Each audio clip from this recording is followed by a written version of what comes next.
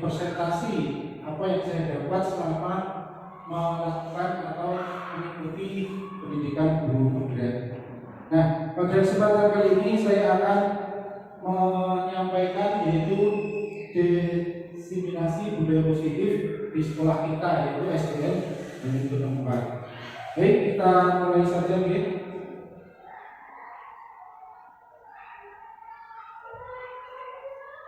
Nah, ini adalah tampilan slide yang saya buat untuk tugas saya di pendidikan guru penggerak. Diseminasi budaya positif di SDN Unit 4.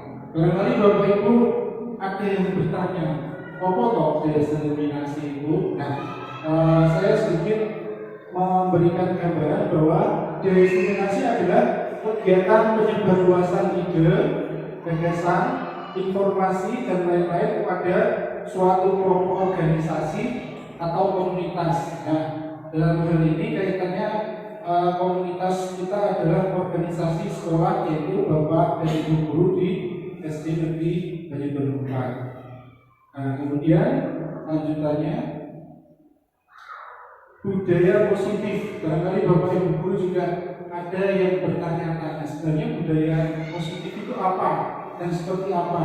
Nah, dalam hal ini saya mencoba sedikit menjelaskan, mengutip juga dari sumbernya dari kompasiana.com yang di-upload pada tahun ini 2023. Budaya positif di sekolah itu adalah nilai-nilai, keyakinan-keyakinan dan kebiasaan-kebiasaan di sekolah yang berpihak kepada siswa agar siswa dapat tumbuh dan berkembang menjadi pribadi yang bertanggung jawab, kritis dan penuh hormat. Jadi budaya positif itu kurang lebih maknanya seperti itu, dan mungkin Bapak Ibu juga sudah mempraktekannya di kelas setiap hari, namun mungkin Bapak Ibu ada yang belum tahu apakah ini termasuk budaya positif atau tidak. Nah, untuk mengetahui hal tersebut, selanjutnya saya akan mempresentasikan bagaimana dan apa itu budaya positif yang sudah kita laksanakan di sekolah. Lanjut ya. Nah, budaya positif di sekolah dalam modul pendidikan guru penggerak, di sana dijelaskan ada 6 elemen. Yang pertama yaitu disiplin positif dan nilai-nilai kebijakan universal.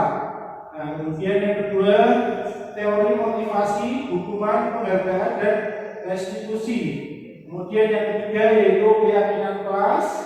Yang keempat, kebutuhan dasar manusia dan dunia yang berkualitas. Yang kelima, restitusi dan 5 posisi kontrol.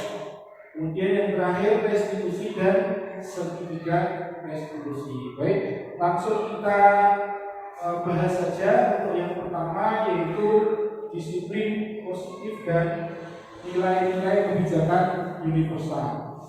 Nah, di sini kita belajar bersama bahwa disiplin positif seseorang yang memiliki disiplin diri berarti mereka bisa bertanggung jawab terhadap apa yang dilakukannya karena mereka mendasarkan tindakan mereka pada nilai-nilai kebajikan universal. Jadi kadang-kadang yang kita lakukan terhadap murid-murid atau anak-anak itu sudah masuk dalam disiplin positif dan termasuk dalam nilai-nilai kebajikan universal. Nah, maka dari itu kita bahas dari yang awal.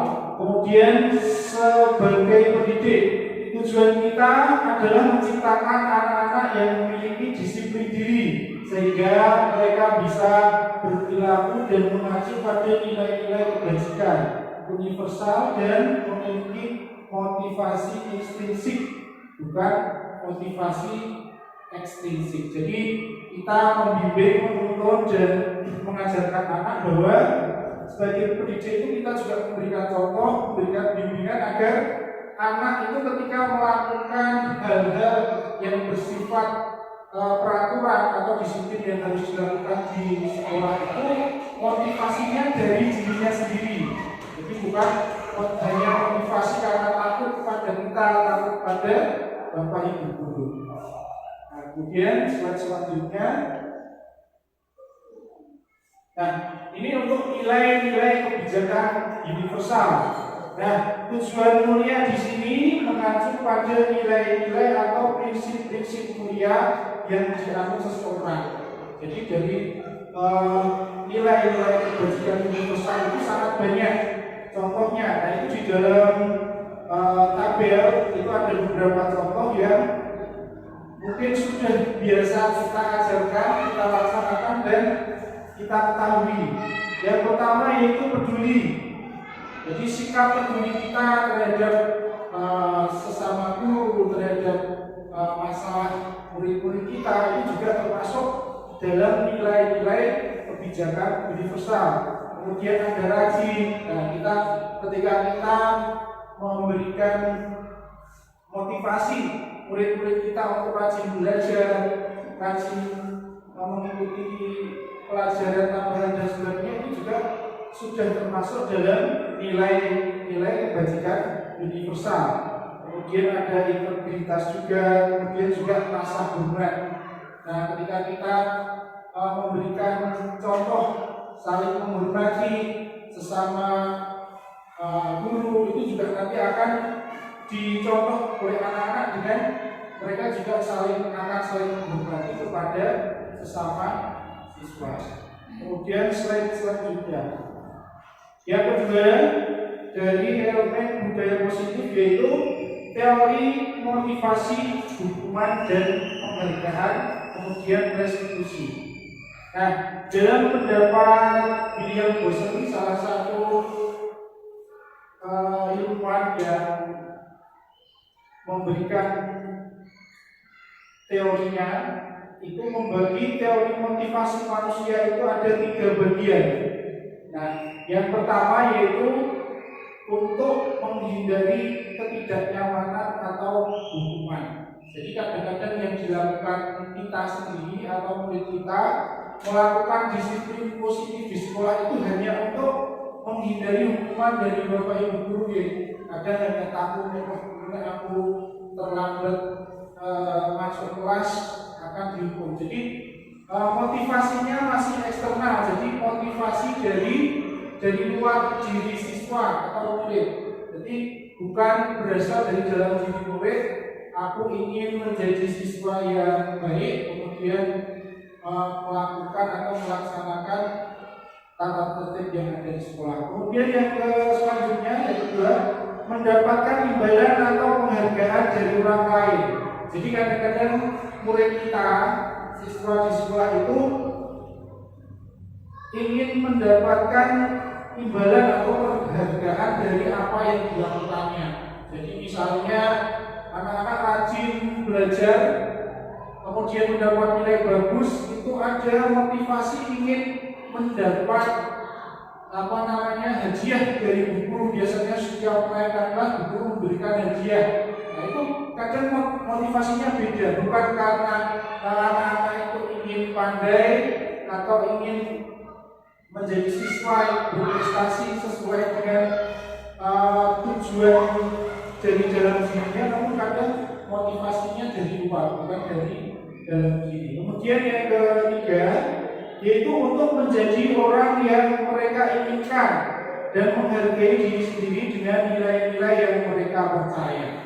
Jadi yang terakhir, yang ketiga ini termasuk motivasi internal, motivasi yang berasal dari dalam dirinya sendiri, karena dia ingin menjadi orang yang mereka inginkan atau seperti cita-citanya, dan menghargai diri sendiri dengan nilai-nilai yang mereka percaya. Jadi nanti akan ada yaitu keyakinan kelas. Jadi di dalam keyakinan kelas ini juga akan terdapat nilai-nilai yang dipercayai atau disepakati oleh murid.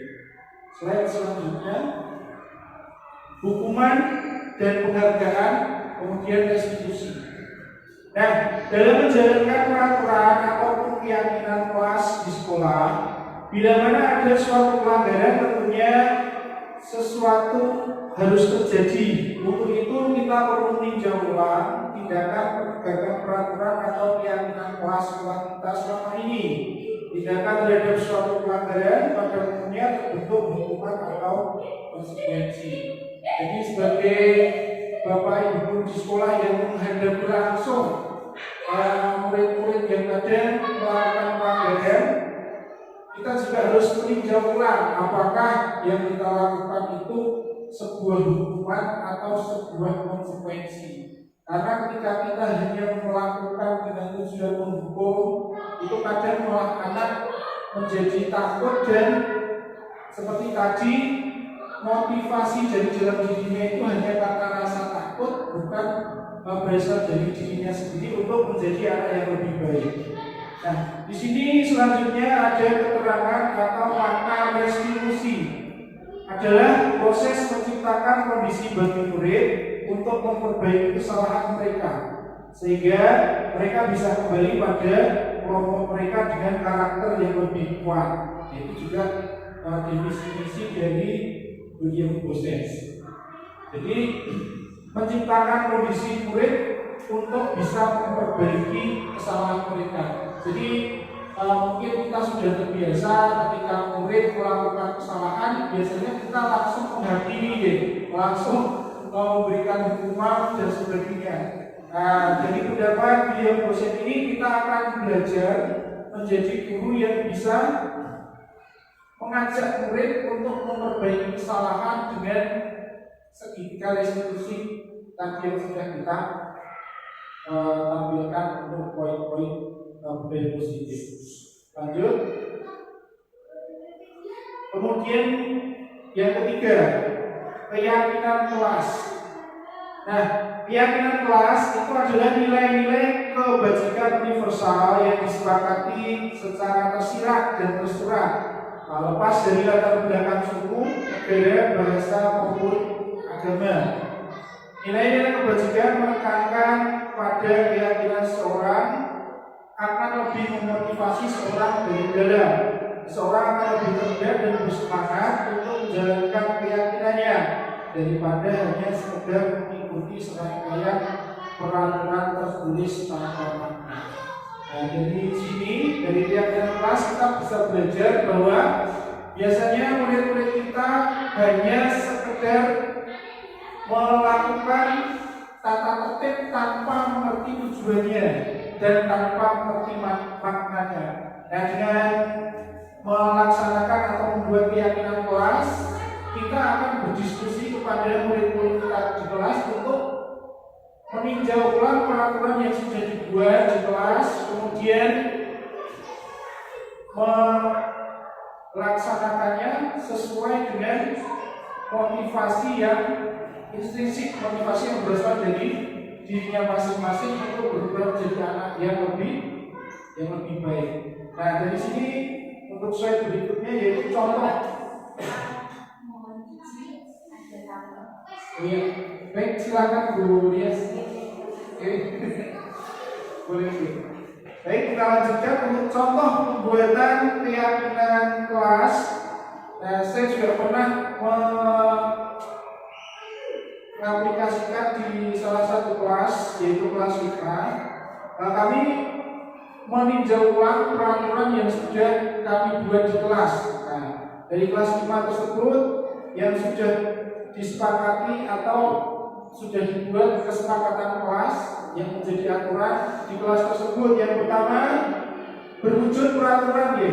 Jadi peraturannya yaitu tidak datang terlambat, kemudian tidak mengganggu teman, kemudian tidak keluar kelas tanpa izin, selanjutnya tidak buang sampah sembarangan, dan tidak gabung di kelas. Dari peraturan-peraturan tersebut itu adalah contoh kalimat yang masih negatif. Nah, itu termasuk kalimat negatif karena banyak kata tidak dan berupa peraturan murni.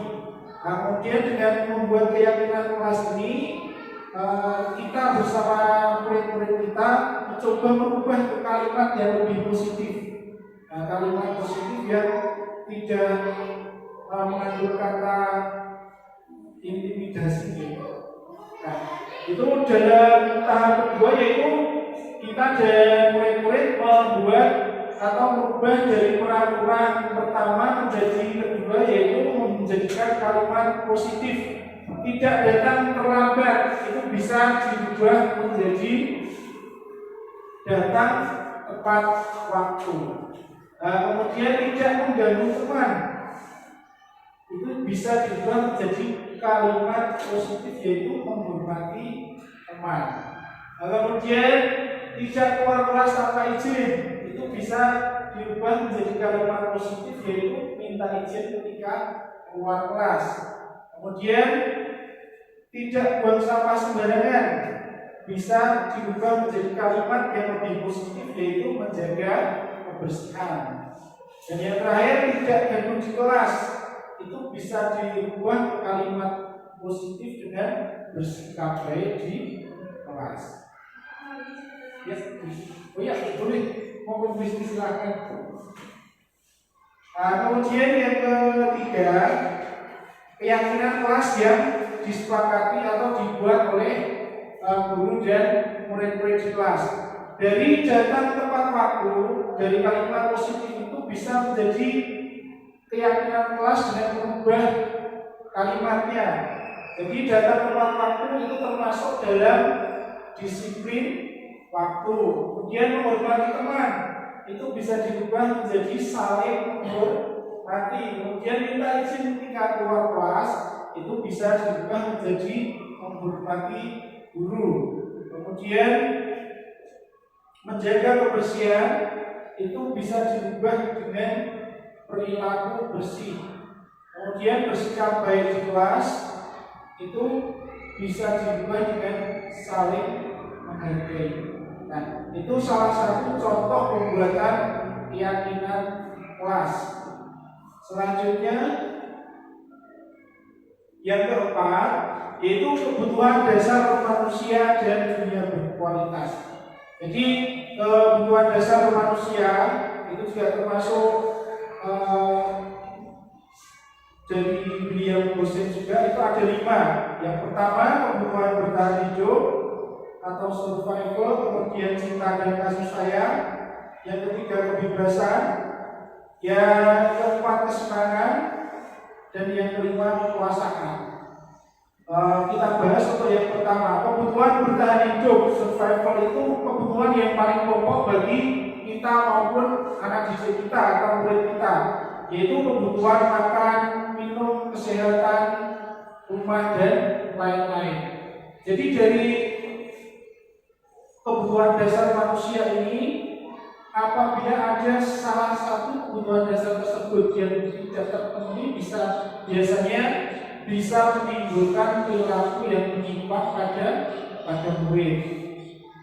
Kemudian contohnya misalnya, ketika murid kita berangkat sekolah terlambat, itu biasanya kita langsung menggunakan kalimat positif, kenapa kamu terlambat dan sebagainya.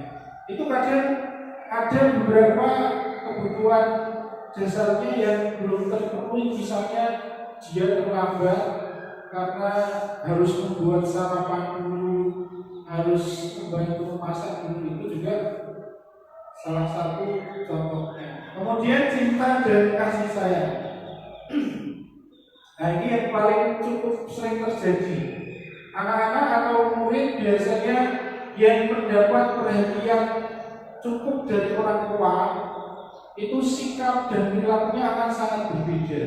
Biasanya cukup mendapat perhatian mungkin lebih mudah diajak berkomunikasi. Biasanya kalau ditanya bisa menjawab dengan baik, dengan sopan dan sebagainya.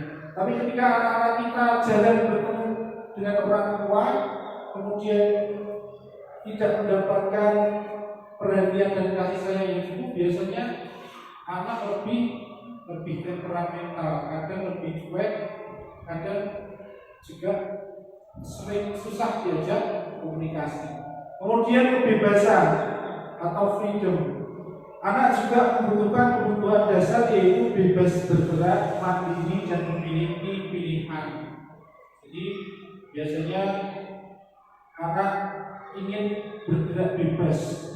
Sering kita lihat kalau di dalam kelas ketika kita melakukan kegiatan pembelajaran itu, anak ada sih geser ke kanan, geser ke kiri, itu memang kebutuhan dasarnya. Jadi misalnya kita kok melihat anak itu kok usil itu sebenarnya memang kebutuhannya. Jadi tidak boleh langsung ditegur atau dimarahi, karena memang anak itu membutuhkan kebebasan untuk bergerak. Makanya kadang kalau kita mengikuti diklat atau pelatihan kependidikan, kita sering diajarkan yaitu dengan ice breaking. Ada kita diminta berdiri kemudian melakukan kegiatan untuk peregangan dan lain-lain. Yang keempat yaitu kesenangan. Nah, setiap anak itu juga memiliki kebutuhan hidup yaitu kesenangan, merasa senang dengan cara bermain, tertawa dan hiburan. Jadi memang waktu untuk istirahat ketika di sekolah itu juga harus dimaksimalkan dengan memberikan kesempatan anak untuk bermain dengan temannya dan menghibur diri. Jadi jeda dari pelajaran yang cukup membebani di kelas biasanya. Kemudian yang kelima yaitu kekuasaan atau power. Nah, kekuasaan ini dalam kaitannya adalah mencapai sesuatu, terampil, kompeten dan dihargai atau memiliki harga diri. Jadi ketika anak itu tidak bisa mencapai sesuatu yang dia inginkan, ini juga akan mempengaruhi sikapnya atau biasanya bisa menimbulkan ketidaksesuaian dengan kepribadiannya. Kadang ada yang pendiam, ada yang tertutup, ada yang sosialnya kurang. Itu biasanya latar belakangnya adalah kurangnya anak tersebut kemampuannya, maksudnya untuk mencapai sesuatu yang dia inginkan. Kemudian slide selanjutnya, yang kelima yaitu restitusi dan 5 posisi kontrol. Nah, dalam proses mengkondisikan murid dalam memperbaiki kesalahan yang dilakukannya atau restitusi tadi, perlu mengetahui posisi kontrol yang bisa dilakukan oleh guru atau yang biasa dilakukan oleh guru. Dari 5 posisi kontrol tersebut, yang pertama yaitu sebagai penghukum, yang kedua membuat rasa bersalah, kemudian sebagai teman, yang keempat monitor atau pemantau, kemudian yang kelima yaitu sebagai manajer. Nah, kita bahas dari satu sebagai penghukum, yaitu keterangannya menggunakan hukuman fisik maupun verbal. Jadi tanpa kita sadari, kita sebagai pendidik kadang sering melakukan posisi pertama ini. Jadi kita sering mudah menghukum anak, padahal itu dampaknya juga kurang baik untuk anak tersebut. Kemudian membuat rasa bersalah, membuat orang lain merasa tidak nyaman. Nah, ketika anak melakukan kesalahan, biasanya kita sering menasihati dengan kata-kata yang mungkin agak menyinggung perasaan anak tersebut, dan itu kadang membuat anak tersebut merasa bersalah dan hal itu tidak mudah dia lupakan. Yang ketiga yaitu sebagai teman. Nah, ini juga salah satu posisi kontrol yang baik, karena pada posisi ini biasanya guru mengajak murid yang melakukan kesalahan dengan obrolan ringan, atau biasanya murid tidak mendapatkan beban. Maksudnya beban itu tidak langsung mendapatkan teguran yang membebani pikirannya atau langsung mendapatkan hukuman. Kemudian yang keempat yaitu monitor atau pemantau. Jadi sebagai guru kadang kita sering memantau anak, melihat apa yang dia lakukan, mengamati kadang dari dekat, kadang dari jauh. Itu juga kadang menjadikan anak itu sedikit terbebani. Kalau kita sebagai guru, sebagai orang dewasa, misalnya dilihat diperhatikan terus temannya kadang-kadang tidak ada pengaruh ya. Tapi kadang kalau guru menolak atau melihat muridnya secara langsung dalam waktu yang lama, kadang muridnya takut, kadang merasa tidak nyaman seperti itu. Kemudian yang kelima yaitu posisi kontrol kita sebagai manajer. Nah, posisi kelima ini salah satu posisi yang cukup baik dan efektif ketika melakukan perbaikan atas sesuatu kasus yang terjadi pada anak. Nah, manajer ini adalah menjadi mentor untuk menemukan solusi. Dan nanti pada slide selanjutnya akan kita pelajari lebih detail. Slide selanjutnya yaitu yang keenam, restitusi dan segitiga restitusi. Nah, dalam proses memperbaiki kesalahan murid itu perlu menggunakan tahapan segitiga restitusi. Nah, dalam tahapan segitiga restitusi ini ada 3 tahapan yang perlu dilakukan kita sebagai seorang guru. Yang pertama yaitu menstabilkan identitas, yang kedua validasi tindakan salah, dan yang ketiga menanyakan keyakinan. Untuk yang pertama, menstabilkan identitas, itu kita perlu memahami kesalahan dan memikirkan perbaikan. Jadi kita bisa memberikan pertanyaan yang mudah dijawab oleh murid, kenapa murid kita tersebut melakukan kesalahan.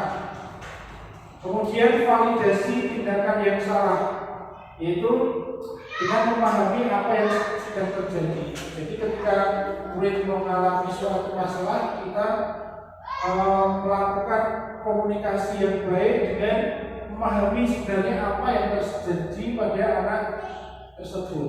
Kemudian yang ketiga, menanyakan keyakinan, menghubungkan nilai kebaikan dan gambaran solusi. Jadi dalam menanyakan keyakinan itu, ketika tadi sudah kita bahas yaitu tentang keyakinan kelas, biasanya anak kita tanyai kira-kira keyakinan kelas apa yang sudah dia langgar. Karena dalam keyakinan kelas tersebut anak-anak sudah menyepakati atau akan melaksanakan nilai kebaikan yang mereka buat sendiri bersama-sama di kelas. Nah, kemudian yang terakhir adalah beberapa dokumentasi yang sudah saya lakukan di sekolah yang masuk ke dalam penerapan budaya positif. Nah, salah satunya yang ternyata sudah biasa kita lakukan dan masuk dalam budaya positif, misalnya kegiatan sholat berjamaah di sekolah, itu juga budaya positif yang masuk ke dalam nilai-nilai ketakwaan.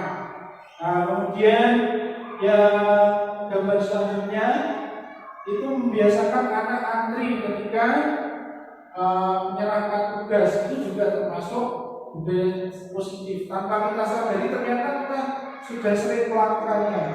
Kemudian gambar selanjutnya yaitu ketika apel pagi berdoa bersama, itu kita biasanya mengajak anak untuk berbaris rapi dan melaksanakan doa bersama. Itu juga termasuk budaya positif yang sudah sering dilakukan di sekolah.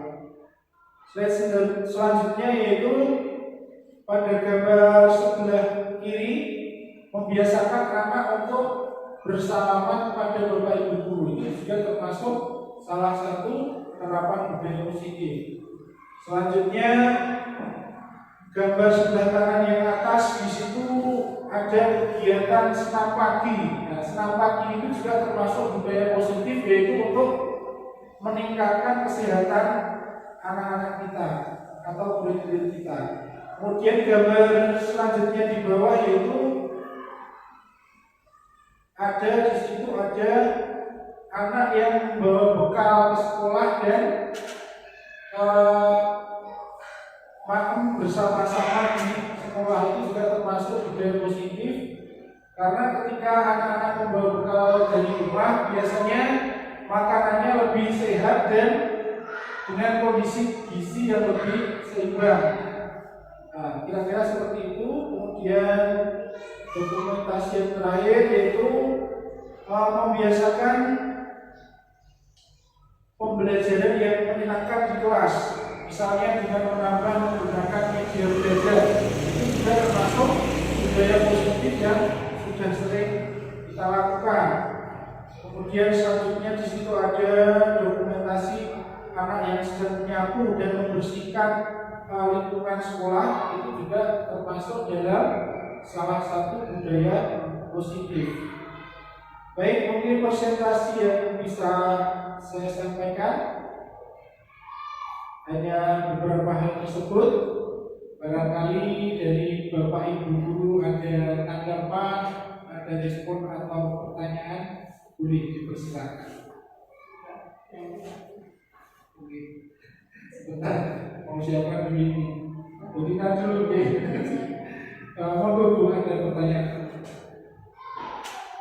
Terima kasih atas waktu yang diberikan. Yang ingin saya tanyakan tadi sudah ada pemaparan tentang restitusi dan restitusi. Yang ingin saya tanyakan, apakah contoh dari tiga restitusi itu Pak? Terima kasih. Baik, terima kasih kepada Ibu Dina atas pertanyaannya. Kita jawab dulu satu persatu ya.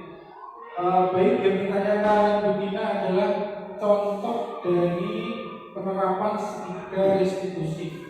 Kebetulan saya sendiri sudah pernah melakukannya, yaitu ketika ada anak yang bertengkar karena penggarisnya patah. Nah, baik untuk lebih dapat memahami, kita langsung menayangkan video contohnya mungkin. Sudah, ini ada contoh penerapannya yang lebih detail. Ini juga saya download atau saya dapat dari materi modul 1.4 di pendidikan guru berat. Ini salah satu.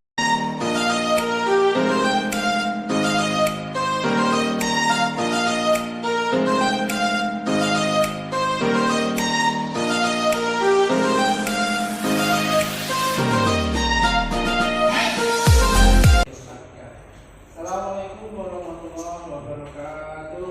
Waalaikumsalam warahmatullahi wabarakatuh. Baik anak-anak, sesuai dengan rencana kita kemarin, hari ini kita melanjutkan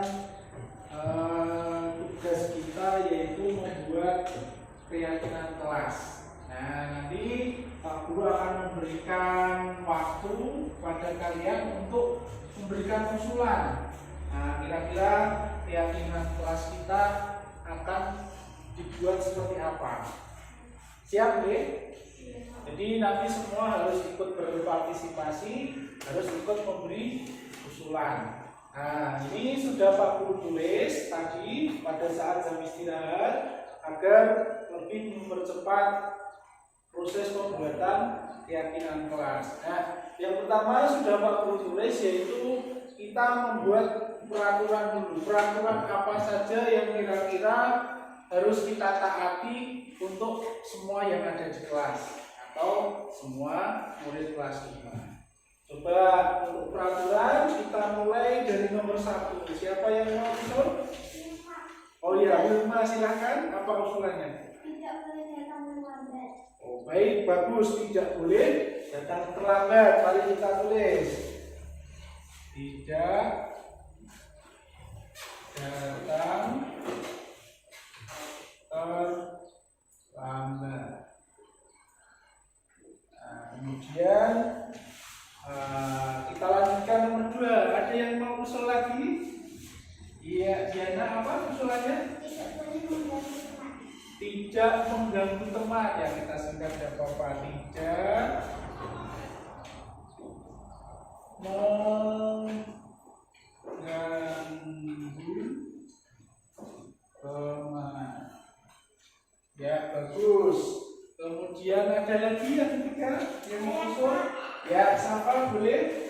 Tidak boleh keluar tanpa izin, Pak. Oh ya, tidak boleh keluar tanpa izin. Keluar tanpa izin. Kemudian yang keempat ada lagi. Ya, Tiara apa? Tidak boleh buang sampah sembarangan. Iya, bagus. Tidak boleh buang sampah sembarangan. Buang sampah sembarangan. Ini juga tidak boleh, bagus. Satu lagi, kita sepertinya cukup 5 saja, oke? Ada lagi yang mau usul? Oh ya, jadi apa? Tidak boleh gaduh di kelas. Tidak boleh gaduh di kelas. Tidak gaduh di kelas. Baik, terima kasih sudah kita dapat, yaitu aturan yang akan kita taati di kelas kita. Kemudian dari kelima peraturan ini masih berbentuk kalimat yang negatif ya. Nah itu kita buat atau kita ubah ke kalimat positif. Maksudnya kalimat positif adalah kalimat yang lebih mudah dipahami dan berwujud kalimat yang baik. Nah tadi yang sudah usul, mari kita sama-sama buat atau kita ubah menjadi kalimat yang positif. Yang pertama, tidak datang terlambat. Kira-kira bisa diubah menjadi kalimat yang bagaimana? Ya, Bima silakan. Ya, bagus sekali. Datang tepat waktu. Datang tepat waktu. Ya, bagus. Untuk kalimat positif yang pertama sudah ditentukan, yaitu datang tepat waktu. Kemudian lanjut untuk kalimat positif kedua. Silakan, lihat ya. Menghormati teman. Nah, jadi tidak mengganggu teman itu adalah kalimat negatif. Kalimat positifnya adalah menghormati teman yang bagus. Menghormati teman. Nah, kita lanjutkan yang ketiga sekarang. Ada yang mau usul ya? Siapa? Ya, kalimat keluar tanpa izin bisa dirubah menjadi minta izin. Jika keluar. Ya, minta izin kepada guru juga boleh. Minta izin ketika keluar, itu juga boleh. Kemudian kita lanjut, yaitu kalimat positif keempat. Iya, Tiara, bagaimana kalimatnya? Dari buang sampah sembarangan dirubah menjadi kalimat positif, yaitu menjaga kebersihan. Ya, bagus, itu juga termasuk kalimat positif. Menjaga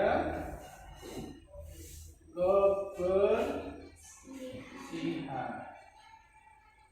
Ya, kemudian yang terakhir, yang kelima, untuk kalimat positif, silakan ada yang usul. Oh, jadi lagi boleh. Apa Mas Jadi? Nah, peraturannya tidak boleh gaduh di kelas. Kalau dirubah jadi kalimat positif menjadi bersikap baik di kelas. Bersikap baik di kelas.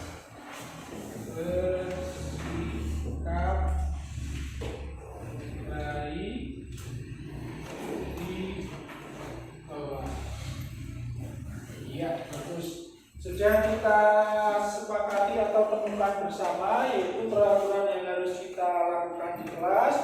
Kemudian sudah kita buat menjadi kalimat positif. Sekarang kita ubah atau kita buat menjadi keyakinan kelas yang kita sepakati. Yuk, ada yang mau usul lagi nomor 1?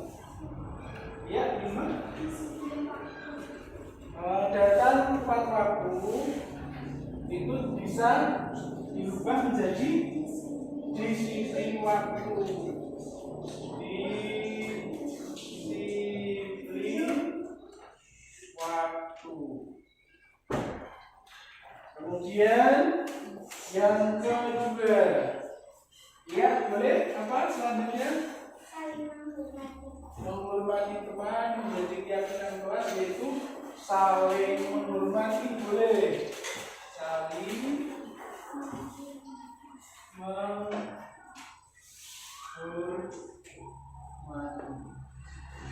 Ya, kemudian lanjut untuk kalimat positif yang ketiga.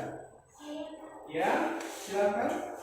Menghormati guru. Ya, boleh menghormati guru.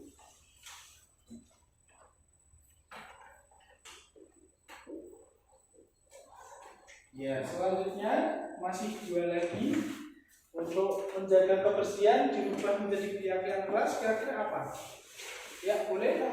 Silakan. Berperilaku bersih. Berperilaku bersih, ya bagus. Berperilaku bersih. Berperilaku bersih. Ya, tinggal satu lagi untuk pembuatan keyakinan kelasnya yang kelima, yaitu apa kira-kira Mas Devi? Saling menghargai.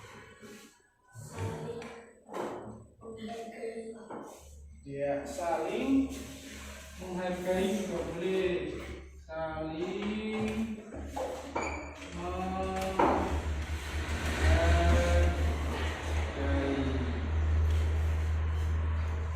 Ya, baik. Terima kasih kepada anak-anak yang sudah mencoba membuat keyakinan kelas bersama-sama.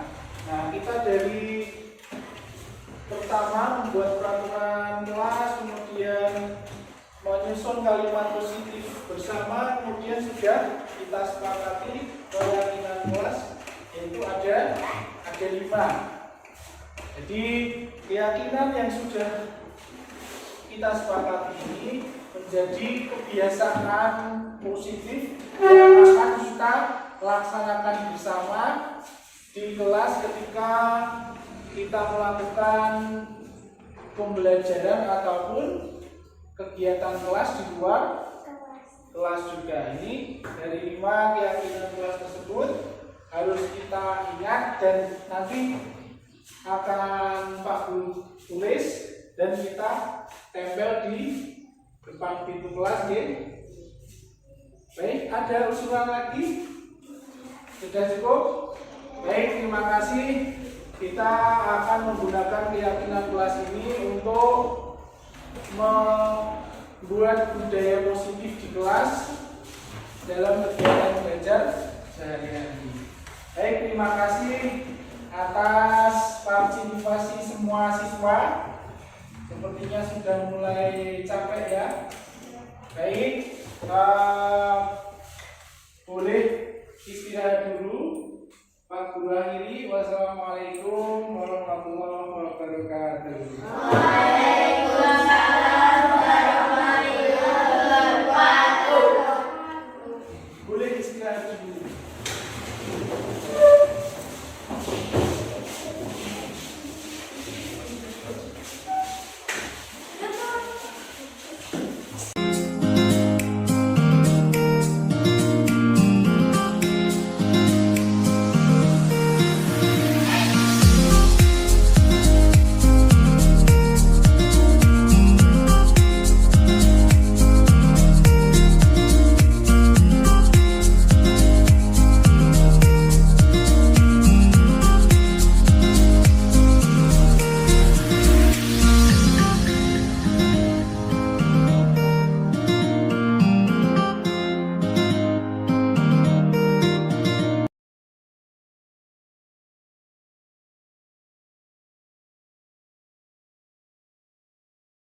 Assalamualaikum Pak.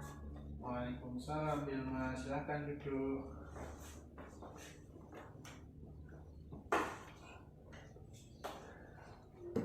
Bilma, Pak Guru dengar laporan dari Zaki, Ketua kelas 5, bahwa kamu tadi marah-marah dengan siapa, ya?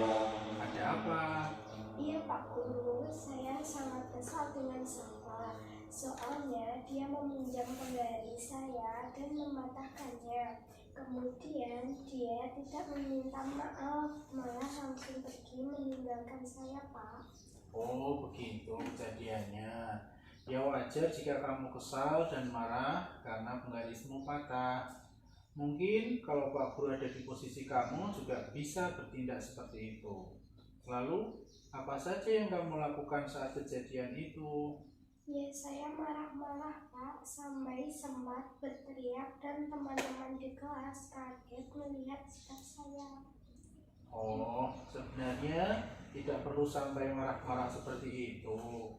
Kemudian, apa alasan kamu hingga sampai merasa kesal seperti itu? Ya, saya jelas marah dan kesal, Pak, karena setelah mematahkan penggaris saya, Safa tidak meminta maaf, malah pergi begitu saja. Baiklah, Pak Guru bisa mengerti dan Pak Guru juga menghargai sikap kamu karena tidak berbuat lebih buruk lagi dan mengeluarkan kata-kata yang kasar atau sampai memukul. Hanya menggunakan nada tinggi saja dan menampakkan kemarahanmu kepada Safa. Sekarang kita pikirkan, tindakan kamu marah-marah dengan berteriak seperti itu sampai teman-teman sekelasmu kaget semua. Apakah sudah sesuai dengan keyakinan kelas kita? Tidak sesuai, Pak. Menurut kamu, keyakinan kelas apa yang sudah kamu langgar dengan perbuatan seperti itu? Tentang saling menghormati, Pak. Ya, betul sekali. Menurut kamu, apa yang lebih baik kamu lakukan pada Safa untuk menyelesaikan masalah penggarismu yang patah? Berbicara baik-baik dengan tidak marah-marah kepada Safa dan meminta untuk mengganti penggaris saya yang patah, Pak. Ya, benar sekali jawaban kamu. Semua masalah dapat kita selesaikan dengan saling berbicara yang baik tanpa harus marah-marah. Baik, Pak. Saya tidak akan mengulangi lagi, Pak. Bagus, sekarang kamu bisa mengerti kesalahanmu dan cara menyelesaikannya dengan baik. Jangan lupa untuk selalu bersikap baik kepada semua temanmu ya Wilma. Baik, Pak. Pak, terima kasih. Baik Wilma, sekarang kamu boleh kembali lagi ke kelas. Assalamualaikum warahmatullahi wabarakatuh. Nama saya Wilma, kelas 5 SDN Banyudono 4. Saya cukup senang hari ini karena dapat berdiskusi dan menemukan solusi dengan Pak Guru. Dan saya akan belajar untuk dapat mengendalikan diri dari amarah atas kejadian saya yang saya alami dengan teman saya Safa. Juga akan belajar saling menghormati dan menyelesaikan masalah dengan cara yang baik. Wassalamualaikum warahmatullahi wabarakatuh.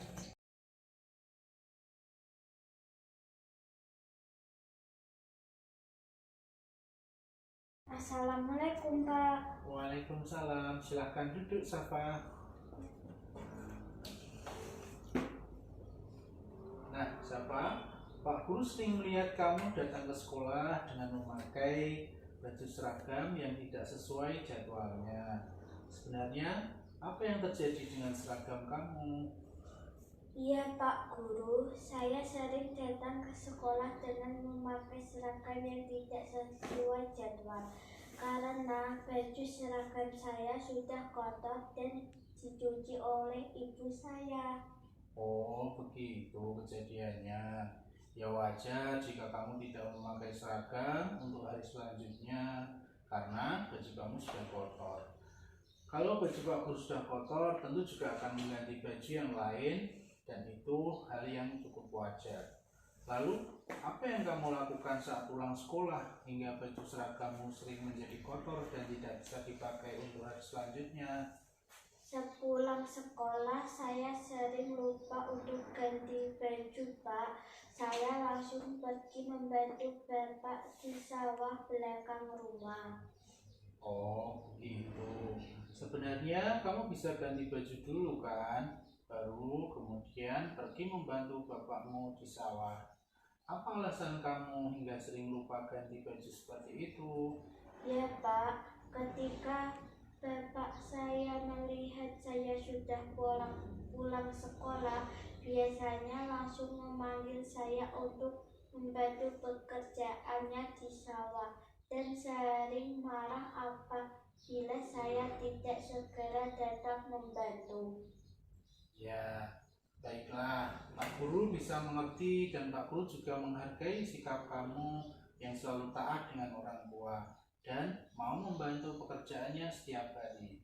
Namun, ketika baju seragam sudah kotor dan mengikuti pelajaran di sekolah tanpa memakai seragam pada jadwal hari itu, apakah sudah sesuai dengan keyakinan kelas kita? Tidak sesuai, Pak. Kemudian, menurut kamu, keyakinan kelas apa yang sudah kamu langgar dengan perbuatan seperti itu? Tidak menaati tata tertib kelas, Pak. Ya, betul sekali. Menurut kamu, apa yang bisa kamu lakukan untuk menyelesaikan masalahmu yang sering tidak memakai baju seragam sesuai jadwal itu? Memohon izin kepada Bapak untuk ganti baju dulu. Setelah pulang sekolah, baru kemudian menyusul ke sawah dengan tutur kata yang baik agar Bapak tidak marah, Pak. Ya, betul sekali jawaban kamu. Semua masalah dapat kita selesaikan dengan komunikasi yang baik dan benar. Nanti Pak Guru juga akan membantumu dengan berbicara dengan orang tuamu. Baik, Pak, akan saya ingat dan tidak akan mengulangi lagi, Pak. Bagus. Sekarang kamu bisa mengerti kesalahanmu dan cara menyelesaikannya dengan baik. Jangan lupa untuk tetap bersikap baik dan taat kepada kedua orang tuamu ya, Safa. Baik, Pak, terima kasih. Baik, Safa, silakan boleh kembali lagi ke kelas kamu. Assalamualaikum warahmatullahi wabarakatuh. Nama saya Safa, kelas 5 SDN Banyudono 4. Saya juga merasa cukup senang hari ini karena dapat berdiskusi dan menemukan solusi dengan Pak Guru. Dan saya akan belajar untuk dapat menaati tata tertib sekolah, tetap menjadi anak yang taat dan berbakti kepada kedua orang tua, dan menyelesaikan masalah dengan komunikasi yang baik. Wassalamualaikum warahmatullahi wabarakatuh.